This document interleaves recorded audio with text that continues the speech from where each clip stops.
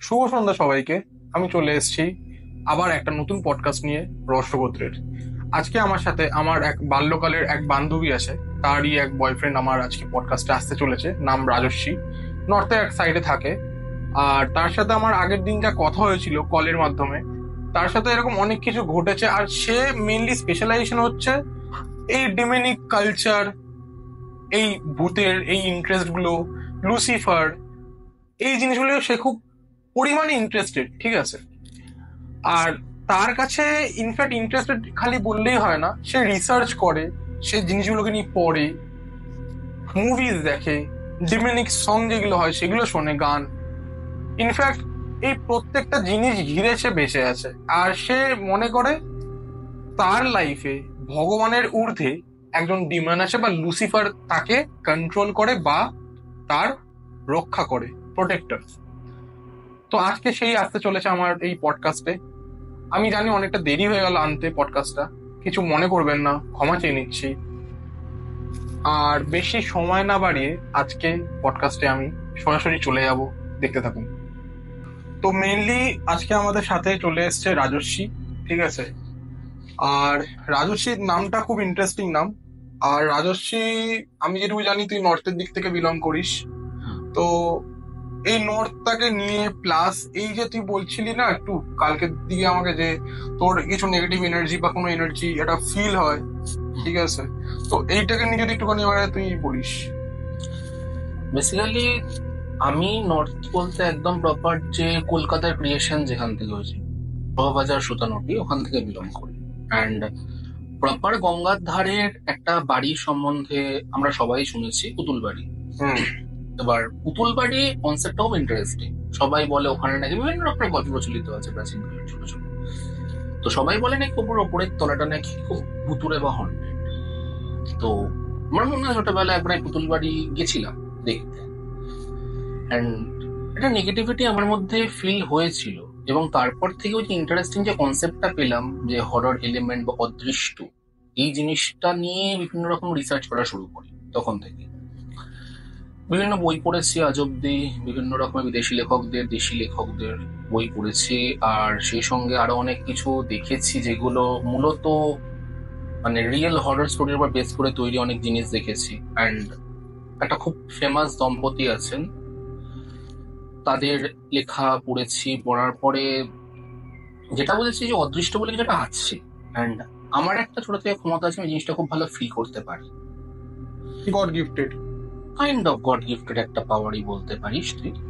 তো এবার এই এই পুতুল বাড়িকে তো বেস করে অনেক স্টোরি মানে ছড়িয়ে আছে, ঠিক আছে। যদি এখন বলি ভিডিওস, মার্কেটে অনেক অনেক ধরনের একটা আলাদাই একটা ফ্যান বেস পুতুল বাড়ি রেডি করে রেখেছে নিজের জন্য। হ্যাঁ, ঠিক আছে। আর লোকেশনটা সিরিয়াসলি বলতে গেলে এমন জায়গায়, গুটগুটে অন্ধকার, এখনো ইনফ্যাক্ট অনেক জায়গায় মানে ব্যাক সাইডটা গুটগুটে অন্ধকারই থাকে পুতুল বাড়ি, পুরোপুরি। ঠিক আছে। আর পুতুল বাড়িতে আমি ভিজিটও করেছি, কিন্তু আমার সেরকম কিছু মানে ফিল হয়নি। মহলার দিন গেছিলাম আমি, জায়গাটা খুবই হন্টেড লেগেছে, কিন্তু সেরকম কিছু ফিল হয়নি বা দেখতেও পারিনি আমি, ঠিক আছে। সেকেন্ডলি বলতে গেলে, এই যে তুই বললি যে গড গিফটেড পাওয়ারটা, ঠিক আছে, যেটা তুই ফিল করতে পারিস, অ্যান্ড তুই এইগুলো নিয়ে রিসার্চ করছিস নিজের জন্য, একটা পুরো একটা এই ডেমনিক একটা ক্রিয়েশন বা একটা ডেমনিক এই সোসাইটিটা নিয়ে একটা পড়াশোনা চালিয়ে যাচ্ছিস, ঠিক আছে। ইনফ্যাক্ট আমি দেখতে পাচ্ছি তোর হাতে একটা ডেমনিক রিং আছে, হ্যাঁ, ঠিক আছে। একবার যদি একটু জাস্ট দেখাস ক্যামেরাতে ডেমনিক রিংটা। তো মেনলি এই রিং গুলো তুই কেন মানে ইউজ করছিস বা পড়ছিস? আসলে আমার সাথে ছোটবেলায় যে প্রথম থেকে বলি, তো ক্লাস 8-9 যখন আমি, তখন আমার সাথে একটা ইনসিডেন্ট ঘটে। লাইক রাতে আমি নর্মাল ঘুমোচ্ছিলাম, হঠাৎ করে একটা আমার স্বপ্ন দেখতে পাই যে একটা রেড গ্রাউন্ড, অ্যান্ড আকাশের রংটা বেগুনি, এবং আমি পুরো মানে নেকের অবস্থায় একটা তিনখানা এন্টিটির সামনে আমি বসে আছি। তিনটে এন্টিটি মূলত, একটা ছিল আমার মনে আছে যে বেগুনি চুলের একটা মেয়ে ছিল, পিঠে ডানা ছিল দুখানা, আর আর দুটো ছেলে ছিল। দুটো ছেলের মধ্যে একটার ছিল বাদামি কালারের চুল অ্যান্ড সুঠাম বডি একদম, এবং বলতে পারিস প্রায় 7 ফুটের মতো লম্বা, থেকে এবং মেয়েটাও 6 ফুট হাইট। এবার আমি কোনো একটা অজ্ঞাত কারণে ওদের ভাষা বুঝতে পারছিলাম। আমি জানতাম না তখন ওটা কি ভাষা। পরবর্তীকালে আমি যখন ওটা নিয়ে রিসার্চ করি তখন আমি জানতে পেরেছিলাম যে ওটা আসলে প্রাচীন ল্যাটিন ভাষা, আচ্ছা। প্রাচীনকালে। কিন্তু আমি জানতাম না, পুরো বুঝেছি ভাষাটা, বাট বুঝে আমি জাস্ট বলেছিলাম যে আমি তোমাদের সাথে যোগ দিতে চাই বা জাতীয় কিছু একটা বলেছিলাম। তারপরে আমাকে ইনক্রিয়েট একটা ঘাড়ের মধ্যে কামড়ে দিয়েছিল। অ্যান্ড ভেবেছিলাম আমার স্বপ্ন, আমার ব্যথায় ঘুম ভেঙে যায়, কিন্তু স্বপ্ন থেকে ওঠার পরে আমি সত্যি ঘাড়ে একটা কামড়ের দাগ দেখেছিলাম ওই জায়গাটাতে। ওটা কি মানে কিছু এখনো আছে? মানে এখন নেই ব্যাপারটা, কিন্তু তখন ছিল, অনেক দিন মার্কটা আমার মধ্যে ছিল। এন্ড তারপর থেকে যতবারই আমার সাথে কোনো কিছু খারাপ হওয়ার চেষ্টা হচ্ছে বা কিছু হয়েছে, অলওয়েজ দেখেছি যে একটা কোনো অদৃশ্য এন্টিটি আমাকে সেখান থেকে বাঁচিয়ে নিয়ে গেছে। হয়তো সেটা নেগেটিভিটি, নেগেটিভ এনার্জি বা অন্ধকারই বলতে পারিস, বাট সে আমাকে বাঁচিয়েছে অলওয়েজ। আমার সাথে খারাপ কোনোদিন কিছু সে হতে দেয়নি আজ অব্দি লাইফে। অ্যান্ড তারপরে আমি এই ইনসিডেন্টটার পরে ডিমান জিনিসটা কি সেটা নিয়ে পড়ার চেষ্টা করি। তো সেখানে একটা বই পেয়েছিলাম, ডিভাইন কমেডি। প্রাচীন একজন রোমান রাইটার ছিলেন দান্তে, হয়তো তুই নাম শুনেছিস দান্তেস। তো দান্তে ওখানে হেল হেভেনের সার্কেল নিয়ে লিখেছিল। তার মধ্যে একটা পার্ট ছিল দান্তেস ইনফার্নো বলে, ওখানে হেলের 9টা সার্কেল সম্বন্ধে বলা আছে। এবার সিন তো 7খানা, 9টা সার্কেল হয় কি করে? প্রথমে একটা লবোটমি বলে একটা সার্কেল রয়েছে, যেখানে দেখানো হয়েছে যারা ঈশ্বরকে মানে না, অর্থাৎ বিজ্ঞান মনস্ক, তারাও কিন্তু পুরোপুরি স্বর্গে যেতে পারে না। তারা হয়তো জনহিত করে কাজ করেছে আজ অব্দি, তো তারা ওই জায়গাটাতে থাকে, ওদেরকে রাজার আদরেই রাখা হয় ক্যাসেলের মধ্যে, কিন্তু তারা হেলেই থাকে। এবং তারপর থেকে শুরু হয় 7খানা ডেডলি সিনস আমাদের পরপর, এবং প্রত্যেকটা সিনসের একজন করে নায়ক থাকে। আমাদের হেলে 7খানা ডিমান আছে। যদি আমি শুরু থেকে বলি তাহলে লুসিফার, অ্যাসমোডিয়াস, বেলজেবা, বেহেমথ, তারপরে তোর ল্যাভাটিয়ান, স্যাটান, আরেকজন ছিল, একটা নাম আমার এখন মনে নেই, যাই হোক। ঠিক আছে। টোটাল 7খানা ডিমান। 7খানা ডিমান 7খানা সিনকে বিভিন্ন রকমের পানিশ করে। এবার সবাই মনে একটা ধারণা থেকে অনেক অনেক সিরিজ দেখে এখন যে লুসিফার স্যাটান সেম, কিন্তু লুসিফার স্যাটান কোনোদিনই সেম নয়। লুসিফার হচ্ছে প্রাইড সিন যেটা আছে, মানে যারা প্রচন্ড অহংকারী হয় তাদেরকে শাস্তি দেওয়ার কাজ করে, কারণ অহংকার একটা রিপুর মধ্যে পড়ে। আর স্যাটান কাজ করে গ্লুটোনি যে সিনটা, অর্থাৎ যারা অতিরিক্ত ড্রিঙ্ক করে তাদের জন্য কাজ করে। আচ্ছা, ঠিক আছে। আর বাকি প্রত্যেকটার বিভিন্ন রকমের আছে। এবার অ্যাসমোডিয়াস এখানে ডিমান্ডের মধ্যে সেকেন্ড মোস্ট পাওয়ারফুল বলা হয়, কারণ অ্যাসমোডিয়াস র্যাট কি কন্ট্রোল করে, অর্থাৎ আমাদের রাগের যে সিনটা সেটা অ্যাসমোডিয়াস কন্ট্রোল করে থাকে। আর বাকি ডিমান্ডের, প্রত্যেকটা ডিমান্ডের আন্ডারে তোর জেনারেল থাকে, জেনারেলদের আন্ডারে থাকে কাউন্ট, তার আন্ডারে ভিসকাউন্ট, এরকম ভাবে হেলে প্রত্যেকটা ভাগ উনি বলে গেছে। মানে পুরো একটা রাজত্ব ব্যাপার এরকম হেলে বলা পুরো যায়। রাজত্ব রয়েছে। এবার হেল যখন পার করছিলেন উনি, মূলত ওই গল্পটা যদি পড়িস তাহলে দেখতে পাবি যে ওখানে দেখেছি উনি ওনার বউয়ের আত্মাকে খুঁজতে গেছিলেন। এবার ওই হেলের যে সার্কেলটা উনি যখন পার করছিলেন তখন একটা ডিভাইন ফ্লেম হয়ে যেতে হবে। অর্থাৎ ডিভাইন ফ্লেম কারা পার করতে পারবে? যারা নিজেদের শাস্তি পেয়ে নিজের সব অপরাধ থেকে মুক্ত হবে, তারা ডিভাইন ফ্লেম পার করতে পারে। ডিভাইন ফ্লেম পার করার পরে থাকতে হচ্ছে পুরগেটরি, বা পুরগেটরি যেটাকে আমরা বলি। পুরগেটরি হচ্ছে একটা সিঁড়ি স্বর্গের, কিন্তু ওই সিঁড়িগুলো কিন্তু শাস্তির একটা করে অংশ। মানে তুমি পুরোপুরি হেলেন গিয়ে শাস্তি কাটিয়ে আসছো না, পুরগেটরিতে গিয়ে আবার তো শাস্তির আরেকটা ধাপ কমপ্লিট হবে। পুরগেটরির পরে থাকবে হচ্ছে আমাদের 9 সার্কেলস অফ হেভেন।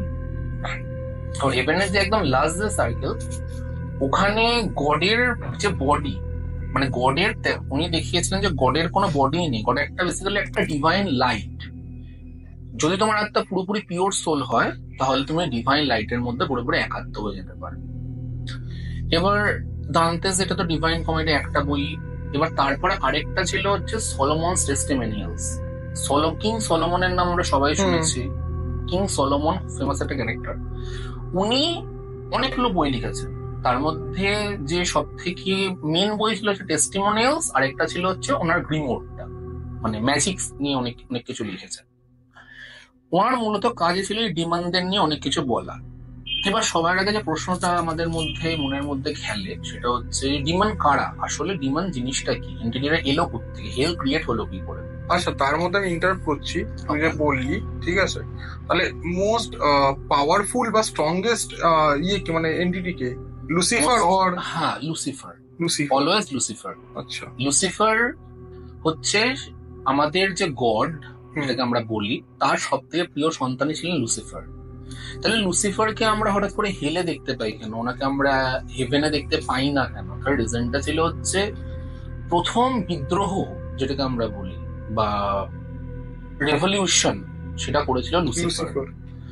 উনি গডকে বলেছিলেন যে যে তুমি এতদিন তো রাজত্ব করলে পুরো হিউম্যান কাইন্ড, ম্যানকাইন্ড, পুরো অ্যানিমাল ওয়ার্ল্ড এর ওপর, তো আমাদের ওপর তো রাজত্ব করে গেলে, এবার তুমি তোমার জায়গাটা ছাড়ো এবং আমি তোমার সব থেকে প্রিয় সন্তান, তোমার হাতে গড়া সন্তান, আমি তোমারই মতো পাওয়ারফুল, সো আমাকে জায়গাটা ছেড়ে দাও। এবং তার সঙ্গে আরো বিভিন্ন আর্কঅ্যাঞ্জেলস যারা ছিল তারাও যোগ দেয়। কিন্তু সেকেন্ড টাইমসে অ্যামেনেডিল থেকে শুরু করে মাইকেল, তারপরে তোর গ্যাব্রিয়েল, এরা তোর বিভিন্ন এরা যে আর্কঅ্যাঞ্জেলরা ছিল তারা সবাই মিলে লুসিফারকে হারিয়ে দেয় ওই ট্রায়ালটা, এবং সেই সঙ্গে আরো যারা আর্কঅ্যাঞ্জেল বিদ্রোহী ছিল তাদেরকে হারিয়ে দেয়। এবার তখন গড নিজের প্রিয় সন্তানকে শাস্তি দিতেও পারবে না গড, আর এদিকে ওকে শাস্তি তো দিতেই হবে, আর ওকে যদি এখন ছেড়ে দেয় আবার বিদ্রোহ করতে পারে। তো তখন গড কি করলো, যে হেলের ক্রিয়েশন করলো, যারা পুওর হিউম্যান কাইন্ড তাদেরকে শাস্তি দেওয়ার জন্য। কেন? কারণ ততক্ষণে আরেক আর্কঅ্যাঞ্জেল স্যাটান, যাকে বলি আমরা, সে গিয়ে কি করেছে, পৃথিবীতে গিয়ে ডিভাইন ফ্রুট, যেটা মানুষের মধ্যে ভালো মন্দের বিচার, মানুষের মধ্যে বিদ্রোহ করার যে টেন্ডেন্সি, এগুলো ক্রিয়েশনের যে বীজ, সেটাই ফলটা অ্যাডাম আর ইভকে খাইয়ে দিয়েছে। আর অ্যাডাম আর ইভকে যেহেতু ঈশ্বর তখন এডেন উদ্যান, যেটাকে বলে ইডেন গার্ডেন, যেটা সেখানে পার করে দিয়েছে, পৃথিবীতে পপুলেট হবে এবার। পৃথিবীতে মানুষের মধ্যে এই গুণাবলীগুলো তো থাকবেই, মানে গুণাবলী না, যদি আমরা ওল্ড টেস্টামেন্ট বলি গুণ, নিউ টেস্টামেন্ট বলে রিপু বা দোষ, সিনস থাকবে।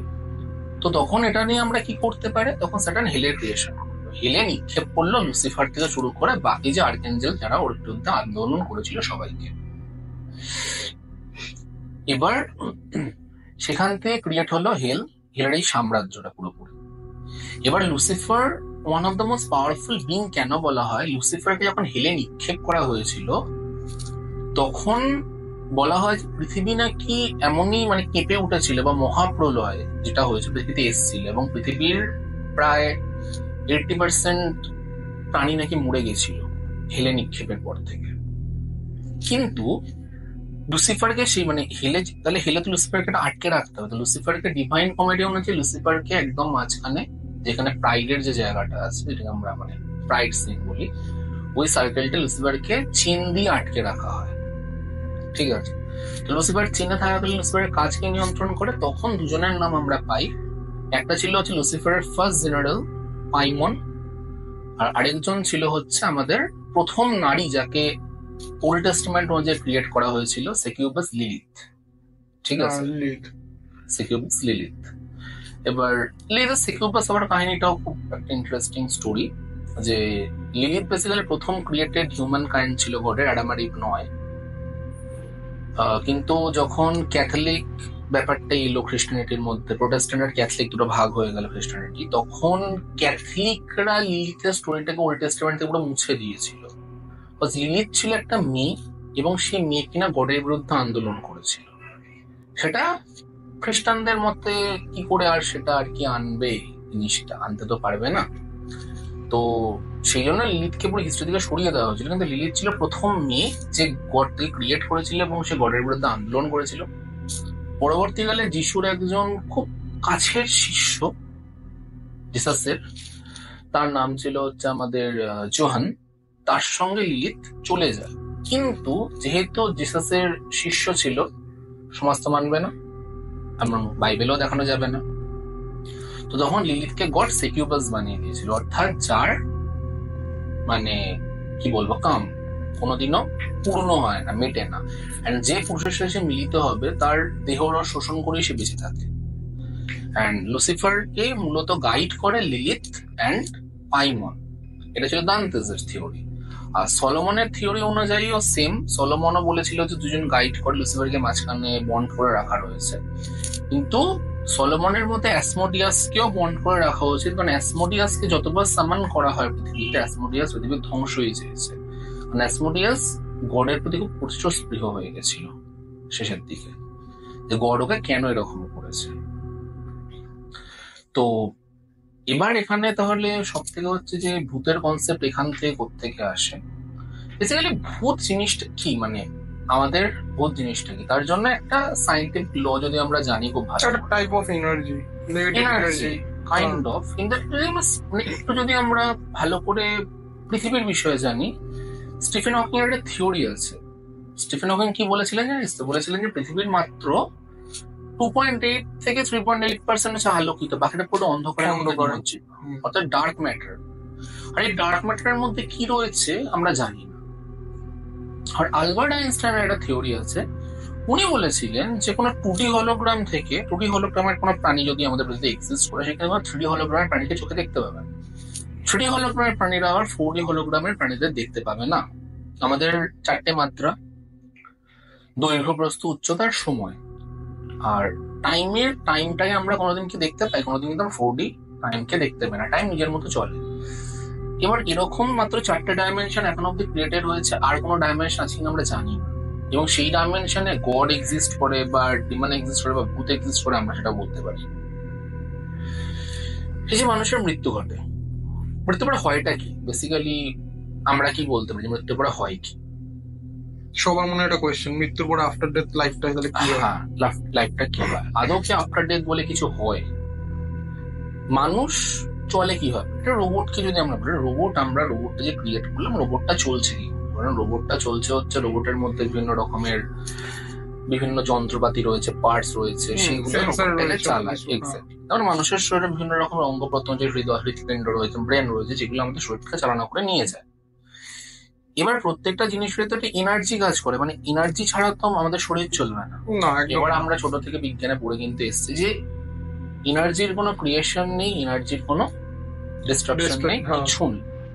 এনার্জি হচ্ছে একটা মানে অদম্য জিনিস, যেটার কোনো রকম সৃষ্টি ধ্বংস কিচ্ছু আমরা কোনোদিন করতে পারবো না। তাহলে মানুষ মরে যখন যায়, তখন এনার্জিটা যায় কোথায়? ট্রান্সফার হয় কিছুটা, আই গেস। হ্যাঁ, অনেকের মধ্যে হিট এনার্জিতে ট্রান্সফার হয়েছে, কিন্তু আমার বক্তব্য হচ্ছে হিট এনার্জিতে যেটা ট্রান্সফার সেটা নয় মানুষকে পোড়ালাম, কিন্তু যারা কবর দেওয়া হচ্ছে বা বডিকে ধর পার্সি মতে ধর কোনো বডিকে শকুনকে খাইয়ে দিচ্ছে, তখন তো এনার্জিটা কিছু তো থেকে তো যাচ্ছে, এনার্জিটা তো ট্রান্সফার কোথাও হচ্ছে, এনার্জিটা হয় এটাই। এই এনার্জিটার যে কনসেপ্টটা এখান থেকেই আসে হচ্ছে তোর আমাদের এই হররের কনসেপ্টটা। এবার এই পুতুল বাড়ির কথা তুই বললি, তুই পুতুল বাড়ি নিয়ে গেছিলিস। পুতুল বাড়ির ইনসিডেন্ট তোকে বলি, যখন আমি গেছিলাম, তুই গেছিলিস যখন মহালয়ার দিন, আই গেস তোকে 3 তলায় উঠতে দেয়নি কেউ, না কোনোদিন উঠতে দেবে না। এবার ওখানে 3 তলার গল্পটাই প্রচলিত, যে ওখানে তোর একজন রাজা ছিল, তিনি কিনা, ওটা কি 3 তলা না সেকেন্ড ফ্লোর, মানে না সরি ফার্স্ট ফ্লোর? 3 তলাই বলতে পারিস, মানে একদম টপ ফ্লোর। কিন্তু যতটা জানি 2 তলা, আই গেস। 2তলায় না, 2তলায় উঠতে দেয়, 2তলায় ফার্স্ট ফ্লোর যেখানে এখন আমি জানি, হ্যাঁ ভাড়াটা থাকে, এখন কাজ হয়, ঠিক আছে, ফ্যাক্টরি কিছু কাজ বাজ হয়, হ্যাঁ। আর ফার্স্ট ফ্লোরটা আছে যেটা কিন্তু মেইন ফ্লোর, আর থার্ড ফ্লোরটা ছাদ। হ্যাঁ, যতটা। আর মাঝখানে একটা আছে ফ্লোর, যে ফ্লোরটার মধ্যে আর কি কাকে উঠতে কোনোদিনই দেবে না, আর মাঝখানে দরজাটাই পুরো লক করে রেখে দিয়েছে। হ্যাঁ, ওটা গ্রাউন্ড ফ্লোরতে যখন তুই উঠতে যাবি তখনই লক করা থাকে। হ্যাঁ, ওরা বলে যে ওখানে নাকি উঠতে পারা যাবে না। এবার পুতুল বাড়ির যখন আমি ছোট ছিলাম তখন ওটা খোলা থাকতো, ওখানে কিন্তু সত্যি পুতুল রয়েছে, স্টিল রয়েছে। হয়তো এটা খুব মানে বিতর্কিত একটা কনসেপ্ট, সবাই মানে রেসিস্ট করে জিনিস, কিন্তু আমি গিয়ে দেখি যে পুতুলগুলো রয়েছে, সত্যিই রয়েছে। তুই বললে বিশ্বাস করবি না যে ওখানে পুতুলগুলোকে, মানে বিভিন্ন সিনেমায় দেখা, ব্লু বিয়ার্ড বলে একটা সিনেমা হয়েছিল, যে মেয়েগুলোকে মেরে ঘুমের পুতুল বানিয়ে রাখা হতো, কাইন্ড অফ ওরকম পুতুল কিন্তু সত্যি পুতুল বাড়িতে আছে। তুই বলতে কাউকে মেরে পুতুল বানিয়ে রেখেছে? হ্যাঁ, একটা মূর্তি বানিয়ে রেখে দিচ্ছে। হ্যাঁ, কারণ ওখানে তুই গেলে তুই ফিল করতে পারে, মানে কঠিন থেকে কঠিনতম মানুষের হৃদয়ে কাঁপে ওপরটা, ওখানটা দেখতে, মানে এতটাই একটা ডেঞ্জারাস এরিয়া ওই জায়গাটা, পুতুল বাড়ি। অ্যান্ড বেসিক্যালি ওটা বন্ধ হয়ে গেল কেন জানিস? কারণ এত বেশি ইউটিউবার, এত বেশি ব্লগারদের আনাগোনা শুরু হয়েছিল না, যে যারা ভাড়া থাকে তারা অতিষ্ঠ হয়ে গেছে, তো ওরা কেস করে পুরো জিনিসটা উপরে ফ্লোরটাকে পুরো সিল করে দিয়েছে, ওরা পুরো উঠতে দেয় না কাউ। অ্যান্ড যদি তুই পারমিশন করাতেও পারিস কোনো বন্ধু বান্ধব বা কাউকে ধরে যারা ওখানে থাকে বা জাতীয় কিছু, সন্ধ্যার পরে ওরা উঠতে দেবে, কোনোভাবেই দেবে না। সকাল সকাল গেলি, দেখলি, চলে এলি, ইটস ওকে। মেনলি সন্ধ্যের পর তাহলে কি হয়, মানে মানে যারা গ্রাউন্ড ফ্লোরে থাকে, আশপাশটা ছেড়ে দিলাম, ঠিক আছে, বাট যারা একদম ওই বাড়িটা গ্রাউন্ড ফ্লোরে থাকে, মানে তারা ওখানে আছে কি করে জিনিসগুলো হওয়ার পর, বা তারা কিছু কি ফিল করতে পারে না, বা তাদের সাথে কি কিছুই হচ্ছে না? দেখ, মানুষ তো অভ্যেসের দাস, তো অনেক সময় হয়ে যায় তারা অভ্যস্ত হয়ে কি জিনিসটা নিয়ে মাথাই দেয় না। তুই তাদেরকে জিজ্ঞেস করতে যাবি যেরকম কিছু হয়, তারা কোনো মন্তব্যই করবে না, কিছুই করবে না।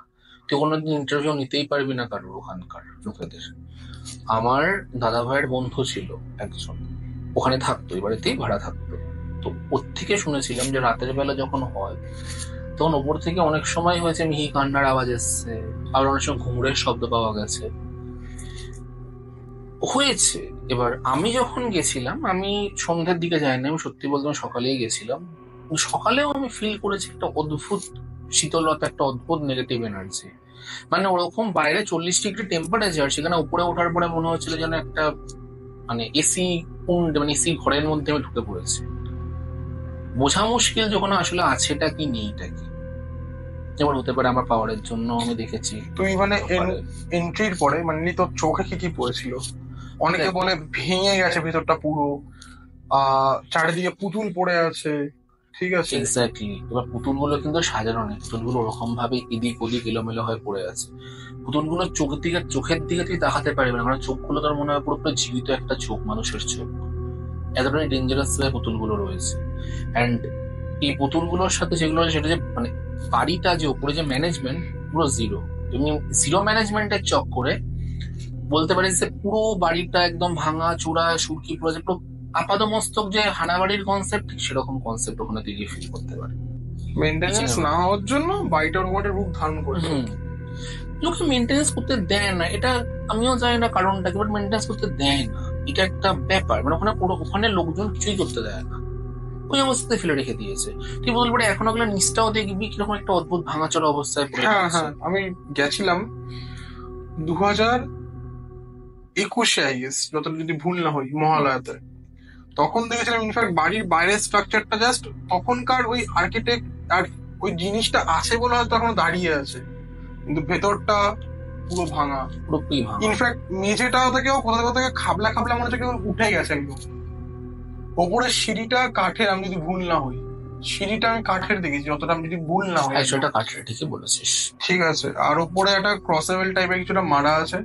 আমি অ্যাকচুয়ালি লুকিয়ে উঠে গেছিলাম, ঠিক আছে, সবাই ওখানে কাজে ব্যস্ত ছিল, লুকিয়ে উঠেছিলাম, বাট আলটিমেট যেই ডেস্টিনেশন তখন আমি যেতে পারি, ওখানে পৌঁছতে পারা যায় না। হ্যাঁ, মাঝখানে একটা পুরো একটা ডার্ক একটা টাইপের একটা কি বলবো একটা পার্ট আছে, পুরো অন্ধকার। ওই জায়গাটা জাস্ট হালকা উঠলে যেন মনে হবে অন্ধকার একটা জায়গায় এন্ট্রি নিয়ে নিলাম আমি। হ্যাঁ, তো ব্যাপারটা আছে ওখানে তুই যখন এগুলো দেখলি, ঠিক আছে, তারপর তোর ওই ফিলিংসটা যেটা বলছিস যে হ্যাঁ একটা জীবন্ত চোখ, ঠিক আছে, চারিদিকে একদম ভাঙা চোরা, এদিক ওদিক এলোমেলো করে পুতুল পড়ে আছে, কোনো এন্টিটি দেখতে পেয়েছিলি?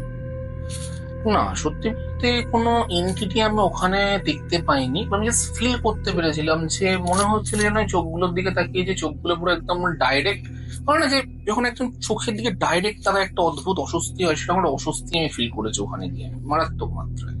আর একটা অদ্ভুত নেগেটিভিটি আমার মধ্যে অলওয়েজ কাজ করে গেছে, যে একটা বিশাল নেগেটিভ মাত্রা আমার মধ্যে এসেছে। মানে আমার একটা খুব বাজে স্বভাব রয়েছে যে আমার যখন খুব একা লাগে আমি শ্মশানে গিয়ে বসতে। এবার ওখানে তো জানিস বিখ্যাত নিমতলা শ্মশান রয়েছে, নিমতলা শ্মশানে গিয়ে যতবার বসেছি আমার এতটাও ফিল হয় যতটা ওখানে গিয়ে আমার ফিল হয়েছিল।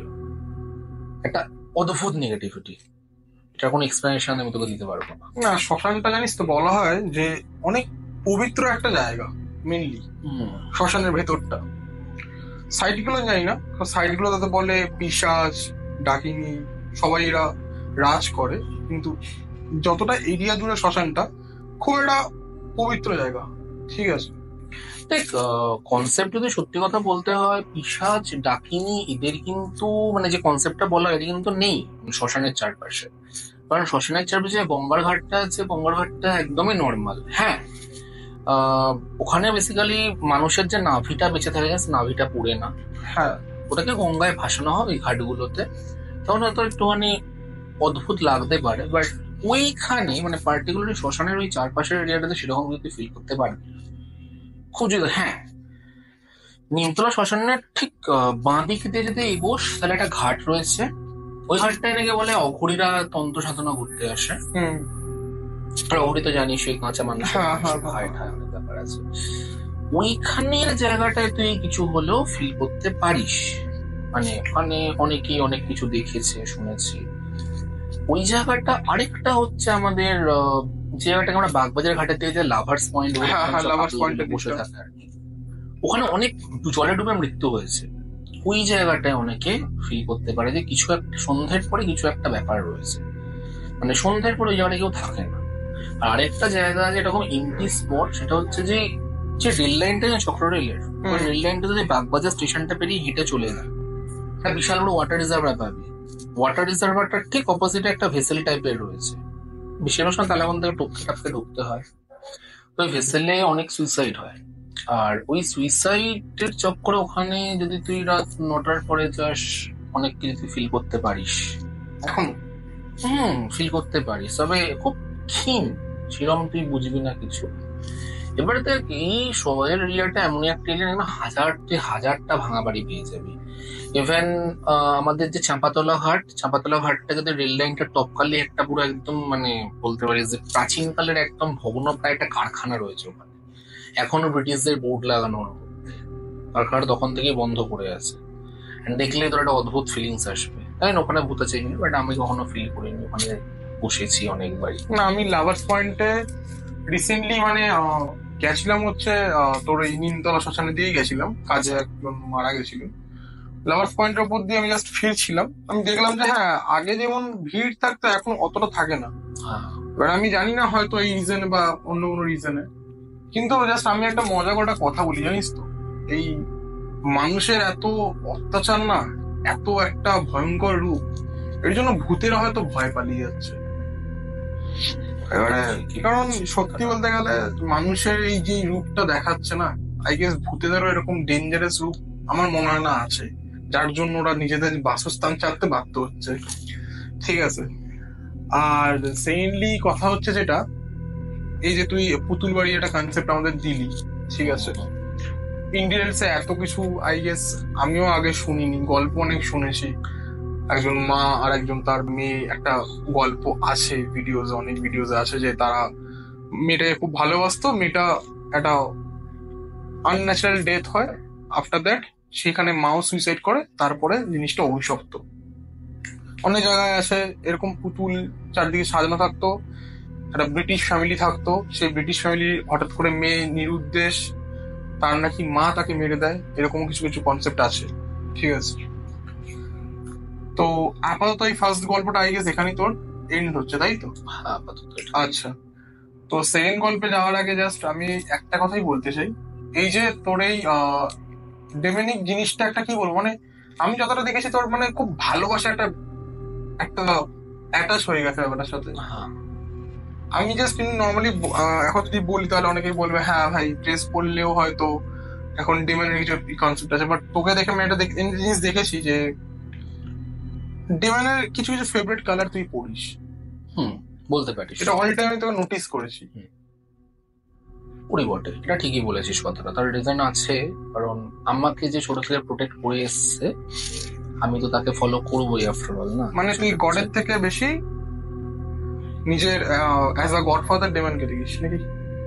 অ্যাজ এ গডফাদার বলার চেয়ে বলতে পারিস অ্যাজ এ প্রোটেক্টর হিসেবে দেখি। মানে আমার বক্তব্য হচ্ছে গড, ওল্ড টেস্টামেন্ট যদি পড়িস একটা জিনিস তুই নোটিস করবি, গড মানুষকে কোনোদিনও চাইনি মানুষ ভালো মন্দ বুঝুক বা গডকে রেজিস্ট করুক। মানুষ যখন ভালো মন্দ বুঝতে শুরু করলো তখন তো গডের যে বাজে ডিসিশন গুলো পৃথিবীর ওপর, সেগুলো তো মানুষ বুঝতে শিখে গেল। তো তখন মানুষ গডের বিরুদ্ধে এগেনস্টে যাবে, এটা স্বাভাবিক ব্যাপার। তো মানুষকে তো এটা শেখা উচিতই ছিল, কারণ মানুষ তো বুঝবে যে কোনটা ভুল কোনটা ঠিক। এটা প্রথম তৈরি করেছিল আমাদের লুসিফার, বা আরেকজন হচ্ছে স্যাটান। অ্যান্ড এই একটা সামান্য ভুলের জন্য ওদেরকে হেলে নিক্ষেপ করা হলো। এই যে আমাদের অনেকেই দেখবি বলে যে লুসিফার, মর্নিং স্টার বল বা আমাদের স্যাটার্ন বল, অ্যাসমোডেস, এরা মানুষের ক্ষতি করে, কিন্তু আজও কিন্তু মানুষের ক্ষতি এরা করে না, এদের আন্ডারে থাকা সোল গুলো করে মানুষের। একটা কথা বল, একটা সিম্পল একটা প্রশ্ন তোকে আমার, এটা হচ্ছে যে ধর পজেশন জিনিসটা জানিস নিশ্চয়ই। এবার ধর কেউ একটা তোকে ধর পজেস করেছে এবং সেটা ধর স্বয়ং লুসিফার। আচ্ছা, যে গডের বিরুদ্ধে লড়াই করেছে, সে কতটা পাওয়ারফুল একটা এন্টিটি, সে তোকে পজেস করেছে, একটা সামান্য চার্চের পাদ্রী আসছে এসে বলছে চলো ভাই আমি তোমার পজিশন ছাড়িয়ে দিই, এটা কোনো পসিবল না, এটা সম্ভব নয়, কোনোদিন পসিবল নয়। তাহলে পজেস এরা করে না। আর একটা একটা আমার যেটা মতে, যেটা আই গেস অনেকেই জানে, যে লুসিফার হচ্ছে ডাইরেক্ট গডের নিজের সন্তান। তো লুসিফার নিজে যখন ওর বাবার নাম নিতে পারে, তো একটা ফাদার বা যেই আসছে, তো আই গেস ওটাতে ওর কোনো আসা যাবে না, কিছু আসা যাবে না। এক্স্যাক্টলি তাই। আর সেখানে আরেক বেসিক্যালি কি বলতো, যে ধর যখন আমরা এখন ইন্ডিয়াতে আমাদের প্রধানমন্ত্রী পিএম শাসন করছে, ঠিক আছে, এবার যে প্রধানমন্ত্রী সে সারা ইন্ডিয়াতে রয়েছে, সারা সারা শাসন, ইন্ডিয়া শাসন তার হাতে, আর মুখ্যমন্ত্রী রাজ্যের শাসন, কিন্তু একটা রাজ্যের মধ্যে কোথায় কতবার কত কি হচ্ছে সেটা তো সবসময় একজনের পক্ষে দেখা সম্ভব না। এই হলো একটা সাম্রাজ্য, সারাক্ষণ ধরে তো দেখতে পারবে না কি কখন কোন আত্মা কোথা থেকে বেরিয়ে চলে যাচ্ছে। অনেকে যে ডিভাইন ফ্লেম অতিক্রম করে পৃথিবীতে এসে মানুষকে প্রসেস করে। কারণ প্রসেসটা কেন করে বলতো, একটা বডির দরকার হয়। তো বডিটা যখন দরকার, সেটা তো আর লুসিফারের দোষ নয় বা স্যাটার্নের দোষ নয়, আমি এদেরকে কোনো দোষ দিতে কিন্তু পারবো না ক্ষেত্রে। আর আমার প্রোটেক্টর ছিল বলে আমি দেখে এসেছি যে সত্যি কথা বলতে, যে আমি লাইটের দিকে প্রে করে যত না ভালো কিছু পেয়েছি, আমি আমার ডার্কনেস বা বলতে লুসিফার বা এদেরকে প্রে করে অনেক কিছু পেয়েছি জীবনে, লাইফে প্রচুর জিনিস পেয়েছি। তো তার জন্য কোনো স্যাক্রিফাইস কিন্তু করতে হয়নি। বলে না স্যাক্রিফাইস ছাড়া কিছু হয় না, আমার স্যাক্রিফাইস কিন্তু কোনোদিন করতে হয়নি, যেটাকে মানে। এবার যদি আমি নর্মাল মানুষদের কনসেপ্টও বলি, তাহলে আমি একটা ইনভিজিবল এন্টিটিকে মানে, যেটা কিনা লুসিফার। That's it. সবাই একটা ইনভিজিবল এন্টিটিকেই মানে, কারণ গডকে কেউই দেখে না। সে আমাদের হিন্দুইজমই বল, তারপরে বুদ্ধিজমই বল বা মুসলিমই বল, কোনোটাতেই কিন্তু আমরা গডকে দেখতে পাইনি, আমরা একটা ইনভিজিবল এন্টিটির পুজো করি। আর এই যে হিন্দুইজমের কথা অনেকেই বলতে পারে যে মূর্তি পুজো, না, মূর্তিটা ব্যাপার নয় এখানে। আমাদেরও ডিভাইন এনার্জি ছিল, মহাদেবের থেকে ডিভাইন এনার্জি থেকে সৃষ্টি হয়েছিল তোর আমাদের মা দুর্গা বা পার্বতী বা সতী যাই বলিস, সেখান থেকে ব্রহ্মা বিষ্ণু এবং ব্রহ্মা বিষ্ণু মহেশ্বর 3 গড, এবং তারপর থেকে বাকি সবকিছু, অর্থাৎ ঈশ্বর না, কিন্তু আমি যেটুকু জানি ফার্স্ট বিষ্ণুর সৃষ্টি হয়েছে, হ্যাঁ, তারপরে ব্রহ্মা, আগে থেকে ব্রহ্মা, হ্যাঁ, আফটার দ্যাট হচ্ছে শিবের, ঠিক আছে, হ্যাঁ। মহাদেবের। তো এবারে আমার কোয়েশ্চেন একটাই, যে এই যে তুই এত ডিমনিক থিওরি বা এত ডার্কনেস বা এই যে একটা অন্য জগতের ব্যাপারটা, এত জিনিস রিসার্চ করিস, পড়িস, মুভিজ দেখিস, ইনফ্যাক্ট গানও শুনেছি আমি, ঠিক আছে, তো এইগুলোতে কোনোদিন তোর কোনো টাইপের প্রবলেম হয়নি? না, আমার কোনো প্রবলেম আজ অব্দি হয়নি, সত্যি কথা বলতে। আচ্ছা। আমার প্রবলেমও হয়নি, তবে হ্যাঁ একটা কথা বলতে পারি, যে যারা এই জিনিসটা ফিল করে না, এনটিটি বল বা যাই বল, কারণ আমি যখন তুই তো বিশ্বাস করিস এই জিনিসটা প্রপারলি? বিশ্বাস করি। এবার বিশ্বাসের চক্করে কি হয় বলতে, এনটিটি গুলোকে ফিল করতে পারি মাঝে মধ্যে। এবার এনটিটি ফিলিংস না লেয়ার থাকে, বুঝলি তো ভাই, মানে কি করে তোকে বোঝাই, যদি প্রপারলি বলি, ফার্স্টে তুই ফিলিংসটা আনতে পারবি যে হ্যাঁ আমার আশেপাশে এনটিটি আছে।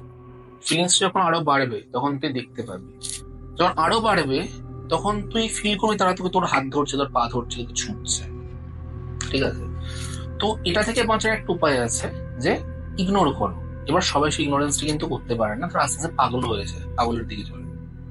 তো সেই জন্য যারা এই এন্ট্রি থেকে দূরে থাকে, তাদের দূরে থাকাটাই বেশি বাঞ্ছনীয় বলে আমি মনে করি। আচ্ছা, তুই কি এমনি দেখতে পাস?